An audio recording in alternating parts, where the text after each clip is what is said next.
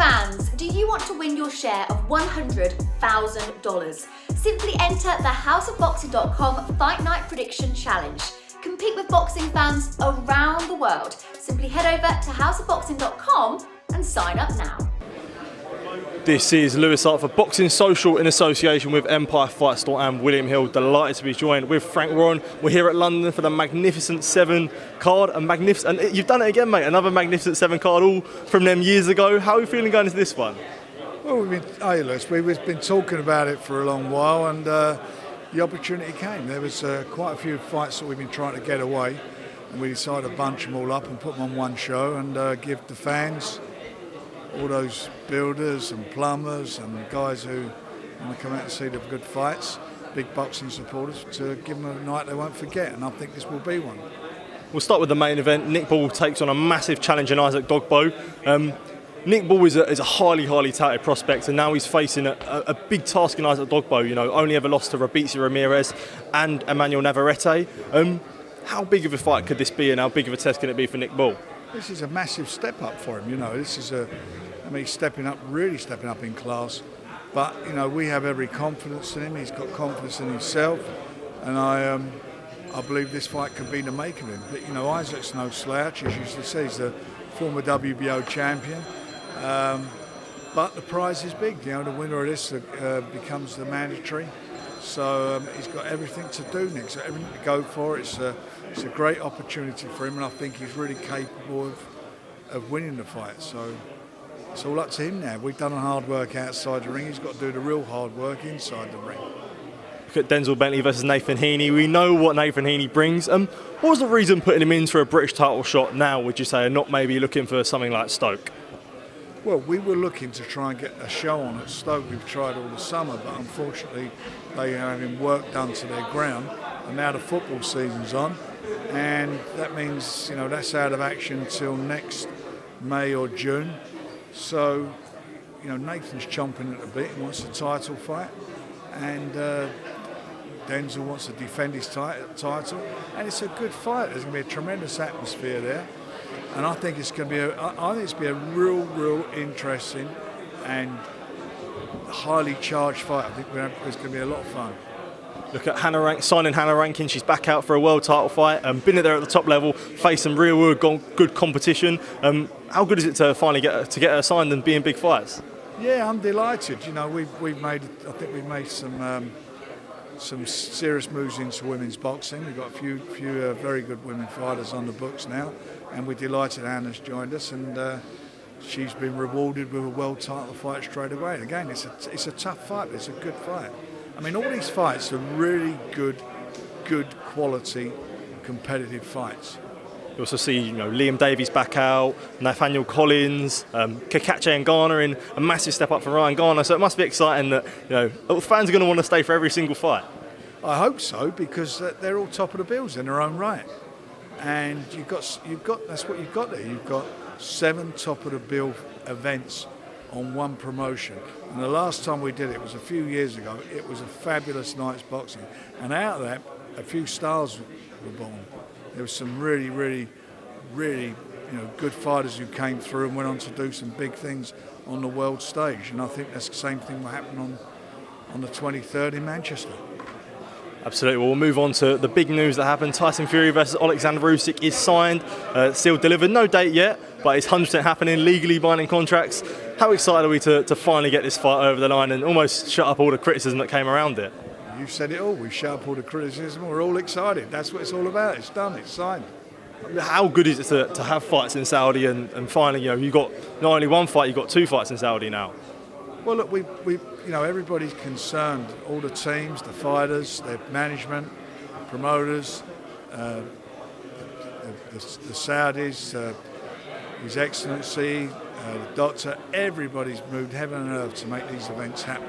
And they're happening, and that's great for boxing. There was a reason why they weren't happening, and it wasn't down to us. It was the fact that at the time that Usyk had signed with Skill Set Challenge, and we were kept being told we was getting an offer, and we never received one. So that's all in the past now. The most positive thing that's happened is that both boxers have signed for the fight, and after the fight on the 23rd 8th of this month, which is, hopefully not going to be a banana skin, but after that fight, hopefully we'll be in a position to announce it and give the date. But Tyson's got to get through that first. And he's not taking, certainly won't be taking that for granted. He's in there with a guy who's got everything to gain and nothing to lose, and he's got a potent weapon. He's got a tremendous punch. I was going to say that. You don't want it to happen ideally, but there is a prospect that what happens if Fury loses against Ngannou? I know the WBC belt isn't on the line, but what would happen in a hypothetical situation? Well, we're not contemplating that. We'll see what happens if that does occur. At the moment, he's got to work on that fight. Look, we wouldn't, in an ideal world, we wouldn't have announced that this fight was signed. The problem is, once it's signed, you've got to lodge the contracts, and once we lodge the contracts, everyone would have known. So that's the reason we've said it. So we don't think for 1 minute anyone or anybody is taking things for granted, because we're not taking it for granted. All we want to do was be on top of getting the information out there rather than it being leaked out from other sources. One thing I did want to ask, with this fight being signed, are all the governing bodies on board with it? Because we knew that our RBF were looking at slapping a mandatory of Filip Hrgovic. I know the SLAMS are still going to protest that. Are all the governing bodies on board with Undisputed? Yep. So there won't be any issues with Hrgovic being placed as a mandatory? Not my problem. The fight's signed, it's on. Oh, that's completely fair enough. One thing that was also reported was a potential two-way rematch clause for either side. Is there any truth in that?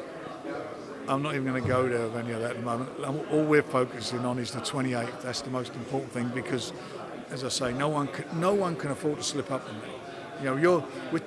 We're talking about things like, we're talking like 4 fights down the road and so forth, which is not appropriate.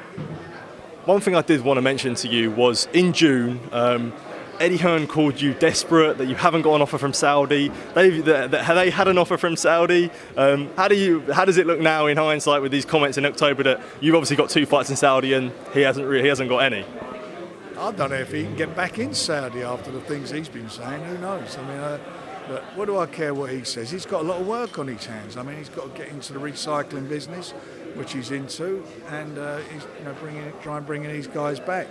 He's got a big task on his hand in getting AJ sorted out. So let him get on with that, and he's got to come up with an opponent that the builders are going to buy into. And with this fight for Tyson Fury, he's fought great competition. Deontay Wilder, Vladimir Klitschko, beat them. Do you feel like this is the hardest fight of his career, Oleksandr Usyk? On when? Is Oleksandr Usyk the hardest fight of Tyson Fury's career? Of course, for him mentally, it's the hardest fight he's going to have, because he can't afford to slip up. He's got a lot of pressure on him.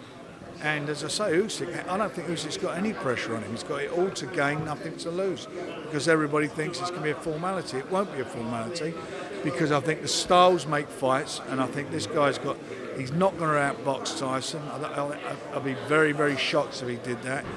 The only way he can win the fight, I think, is to knock Tyson out. And Tyson, in his last 3 or 4 fights, he's changed his style a little bit, or dramatically changed his style, where he's not up behind the jab. He's been trading with people. So I can see it being a shootout, and he can't afford to make a mistake, Tyson.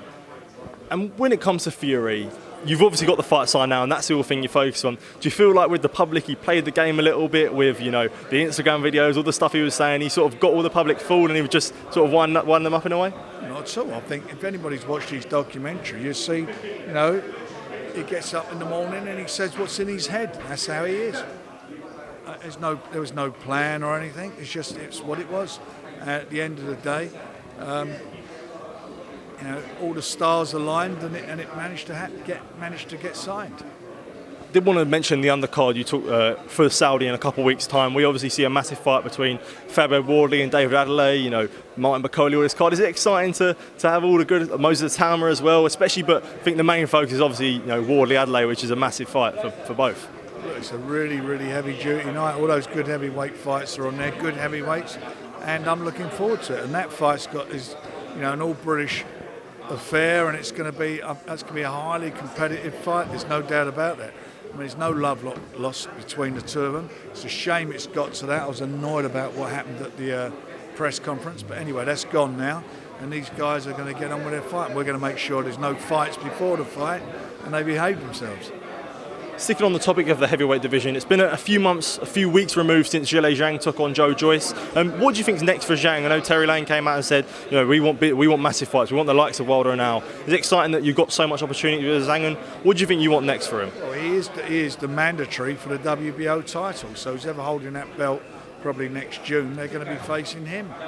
In the meantime, he'll want to fight, so we'll get him out before then. He'll have fights. And sticking on Joe Joyce, what is next for him? Is it hard to rebuild him after the Zhang loss? Look, he's up until the Zhang fight, people were even saying, a lot of people saying he'd be a real tough fight for Tyson. So, he's lost. He's lost it. He lost the fight. He got caught with a tremendous punch, which I felt whoever that hit, he would have knocked him over. He's decided he wants to fight on, so he's got to rebuild. He goes back to the drawing board, and it'd be a hard slog back. But he's a tough guy. He's a nice guy, and he wants to do that. And if he wants to do it, we'll get behind him. As I said from day one, if he wants to fight on, we're with him, and he wants to fight on.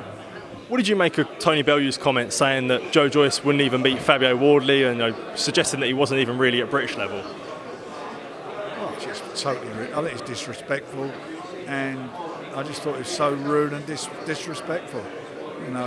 Joe's done it at Olympic level. He got robbed in the Olympic Games, and I don't care what he may be saying now was not what was being said prior to the Zhang fight. Everybody was saying, how capable he was.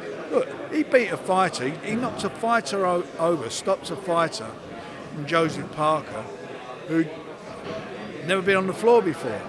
And we all know what Joseph Parker did when he comes to fight. He was a real tough competitor. He put him on the floor, and he knocks him out. He'd done what nobody else has done in the heavyweight division. So I think it's very disingenuous of him to jump on that bandwagon. This is the guy who's continuously... look, if you're on DAZN and you're with Matchroom and you get beat, you're a great fighter, you'll come back. And if you're with us, then you're not a good fighter. That's his mentality. He's disingenuous. And at the end of the day, who gives a flying toss what he's got to say? No one takes him seriously. And obviously, just another thing on the heavyweight topic, we see Daniel Dubois lost to Oleksandr Usyk previously. Have you had much conversation with the WBA about the appeal? Is there any more update on that? I've written to him today asking him what's going on. We've been very patient, and we want to know what's happening. And just the last one, Anthony Yard. Ben Shalom came out on Sky, on TalkSport, talking about that they've agreed the fight that he faces the winner of Buatsi Aziz, with that first fight being on Sky. Then he got corrected by boxers saying that wasn't the case. What do you know about him? What's much to clear up what he was saying? Well, nothing been said. There's been no discussions. If they want the fight, that's fantastic. But there hasn't been any discussions with him about the fight. That's for sure. Not to my knowledge, anyway.